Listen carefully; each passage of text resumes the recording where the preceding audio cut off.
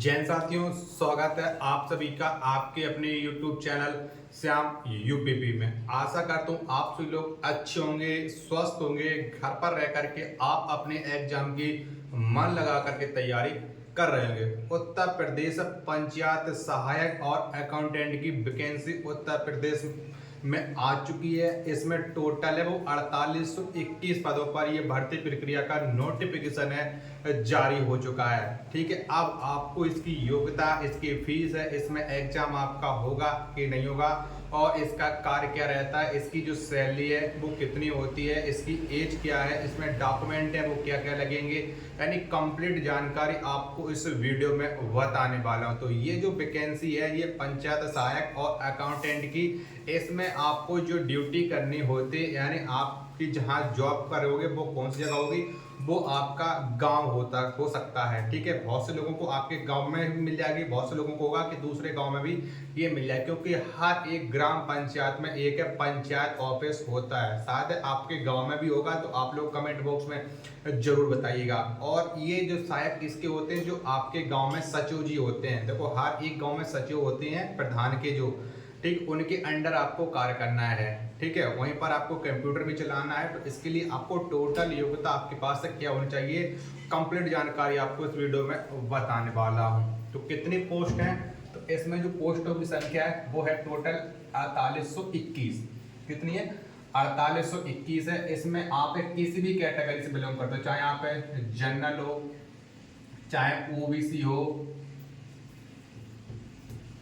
ठीक, चाहे OBC, SC, ST और किसी भी कैटेगरी, तो सारी कैटेगरी वालों की जो फीस है वो शून्य रहने वाली है। क्या फीस है वो एकदम जीरो रहने वाली। और मेल और फीमेल ये दोनों के लिए वैकेंसी। ये मत सोचना कि ये वैकेंसी सिर्फ और सिर्फ लड़कों के लिए है, ये वैकेंसी सबके लिए। कोई भी इसमें अगर आपने 12th पास कर रखा हो तो ये वैकेंसी आपके लिए सबसे ज्यादा महत्वपूर्ण। अब ये वैकेंसी आप मेरिट बेस पर इसमें भर्ती होती है, आपका इसमें एग्जाम नहीं होता।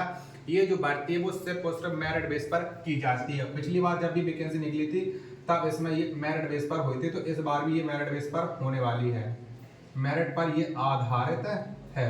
अब इसमें देखो आपको सैलरी कितनी मिलती है वो मैं आपको अभी बता देता हूँ। ठीक है, क्योंकि बहुत से लोग ये सोचेंगे कि जब हम जॉब करेंगे तो इसमें हमारी सैलरी भी निर्धारित होनी चाहिए कि हमको मानदेय कितना मिलेगा।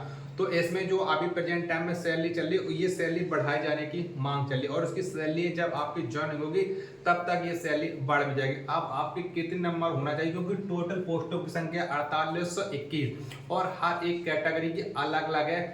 जो वो मेरिट होती है वो हर एक कैटेगरी की अलग अलग मेरिट बनने वाली है। अब पहले इसके आप है, मैंने आपको एजुकेशन क्वालिफिकेशन तो आपको बता दिया कि इसकी जो आपको होती है 12th पास। अब आपको इसमें डॉक्यूमेंट आपके क्या क्या लगेंगे, तो आपके पास है 10th की मार्कशीट, 12th की मार्कशीट, ठीक है, आधार कार्ड, पैन कार्ड और आपकी फोटो, एक नवीनतम पासपोर्ट साइज की फोटो आपकी लगेगी। और ये सारे जो आवेदन है वो आपके ऑनलाइन भरे जाएंगे। इसके लिए आपका जाति प्रमाण पत्र, जो एससी, ओबीसी, एसटी वाले हैं उनका जाति प्रमाण पत्र लगेगा और इनका निवास प्रमाण पत्र लगेगा, निवास प्रमाण पत्र लगेगा। और बाकी की जो जनरल की, चाहे मेल हो चाहे फीमेल हो, इनके ना तो जाति प्रमाण पत्र लगेगा ना ही इनका निवास प्रमाण पत्र लगेगा। ये आप लोग जान लीजिएगा। देखो, इसमें आपके हर एक ग्राम पंचायत में, अभी आपने देखा होगा जो फुलेरा वाली जो पंचायत वेब सीरीज चल रही थी, उसमें जो फुलेरा में आपको देखा होगा जो सचिव जी के साथ है वो दूसरे लड़का काम करता था, वही कार आपका रहने वाला है। जो आपके सचिव जी होंगे उनके साथ आपको जो जैसा वो आपको बताएंगे, जो आपको कार्य करना होगा सिर्फ और सिर्फ आपके ग्राम पंचायत से रिलेटेड है, आपको कार्य देंगे। यहाँ पर आपको मनरेगा में क्या चार्ज चल रहा है, यानी आपके ग्राम पंचायत में जितने भी कार्य हो रहे हैं, प्रधान जी जो भी कार्य करा रहा है उनका लेखा जोखा आपको रखना है। ठीक है, लेखा जोखा रखने का मतलब है कि आपको हर एक चीज देखनी पड़ेगी। ठीक है, जिसे आपको बोलते थे पंचायत बाबू। ठीक है, बहुत से लोग पंचायत बाबू भी बोल देते हैं। तो आप खुद समझ लीजिएगा कि इसमें आपको कम से कम जो सैलरी मिलने वाली, प्रेजेंट टाइम में जो सैलरी मिल रही है वो आपको अभी 6500 रुपए मिल रही है। अब बहुत से लोग कहेंगे कि हमने कहीं पर देखा था तो वो हमें बता रहे थे कि 10,000 15,000। देखो ये ईमानदारी के साथ बता रहा हूं, इतने ये सैलरी है। और ये देखो अभी इसको परमानेंट किया जाने वाला है, ठीक है। ये अभी परमानेंट हो जाएगी ये वैकेंसी, ठीक है। जिसमें आपको अभी कुछ लोग कहेंगे कि समता, बिल्कुल ये समता तरीके से तो भर्ती होती है। जैसे ये पंचायत मतलब गवर्नमेंट हो जाएगी तो इसमें जो आपकी सैलरी है वो कम से कम 20,000 प्लस की हो जाएगी, 20,000 की प्लस हो जाएगी। तो इसमें अगर आप लग जाओगे तो आपको 6500 रुपए तो हर महीने मिलेंगे ही मिलेंगे। साथ के साथ आप अपनी तैयारी भी कर सकते हो, चाहे आप जिस भी एग्जाम की तैयारी कर रहे हैं तो आप बढ़िया आप तैयारी भी कर सकते हो, क्योंकि आप तैयारी के साथ साथ अगर आपको पैसे भी मिलते रहेंगे तो ये बहुत अच्छी बात होती है।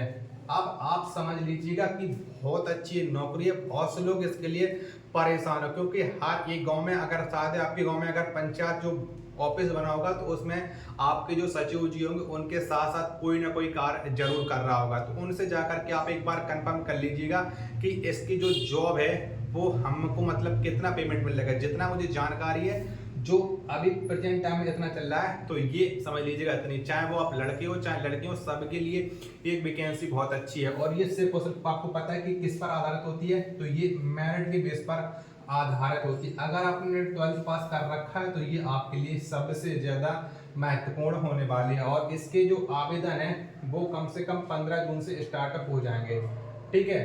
और काफी कम दिनों के चलने वाले, तो सबसे सभी लोग जिसने भी अभी तक अपने डॉक्यूमेंट नहीं बनवाए होंगे तो आप अपना जाति प्रमाण पत्र और निवास प्रमाण पत्र बनवा लीजिएगा। अब बहुत से लोग कहेंगे कि ये हमारे निवास प्रमाण पत्र जाति प्रमाण पत्र कितने पुराने होने चाहिए। तो देखो जाति प्रमाण पत्र कितना ही पुराना होना चाहिए अगर आप स्टेट, क्योंकि ये जो वैकेंसी है इसमें आपका स्टेट का चलेगा। बहुत से लोग सोचे कि सेंट्रल का, बिल्कुल आपका सेंट्रल का नहीं चलेगा। और ये सिर्फ और सिर्फ यूपी वालों के लिए वैकेंसी है। आप इसमें अदर राज्य वाले हैं वो फॉर्म अप्लाई नहीं कर सकते हैं, ये समझ लीजिए। अदर राज्य वाले इसमें बिल्कुल एंट्री इनकी नहीं। इसके अलावा और भी वैकेंसी होती हैं तो उनमें अदर राज्य वाले एंट्री मार सकते हैं। तो फिलहाल जो भी जानकारी थी, जो देने योग्य जानकारी थी, जो मैंने आपको इस वीडियो के माध्यम से समझा दी। अगर आपको ये वीडियो पसंद आई हो तो इस वीडियो को आप लोग ज्यादा से ज्यादा सभी अभ्यर्थियों के पास पहुंचा दीजिए, क्योंकि यूपी इससे जुड़ी जब आपकी मेरिट जारी हो जाएगी तो फिर मैं आपको मेरिट बता दूंगा कि इसमें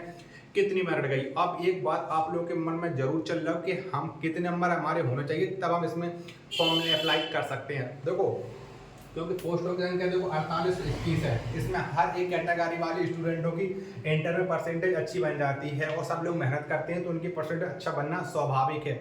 तो जिस भी स्टूडेंट के अगर इंटर में 70 से लेकर के 80% के बीच में नंबर है, अगर आप किसी भी कैटेगरी से बिलोंग करते हो, अगर आपके 70 से लेकर के 80% के बीच में नंबर है तो आप इसमें फॉर्म भर देना, आपको ये जॉब मिल जाएगी। इसके बाद आप अपनी तैयारी भी करते रहोगे। जैसे आपका किसी दूसरे में सिलेक्शन हो जाएगा तो ये आप छोड़ देना और अपनी नई वैकेंसी में जिसमें भी आपका सिलेक्शन हो उसे आप ज्वाइन कर लेना। हाँ, यूपी के हर एक एग्जाम की अपडेट आपको हमारे यूट्यूब चैनल पर मिलती रहेगी। तो फटाफट से इस वीडियो को आप लोग लाइक कर दीजिएगा। चैनल को आप लोगों ने अभी तक सब्सक्राइब नहीं कर रखा होगा तो चैनल को आप लोग जरूर सब्सक्राइब कर लेना। तो फिर मिलते हैं अपने नेक्स्ट वीडियो में, तब तक के लिए धन्यवाद। जय हिंद मेरे प्यारे साथियों।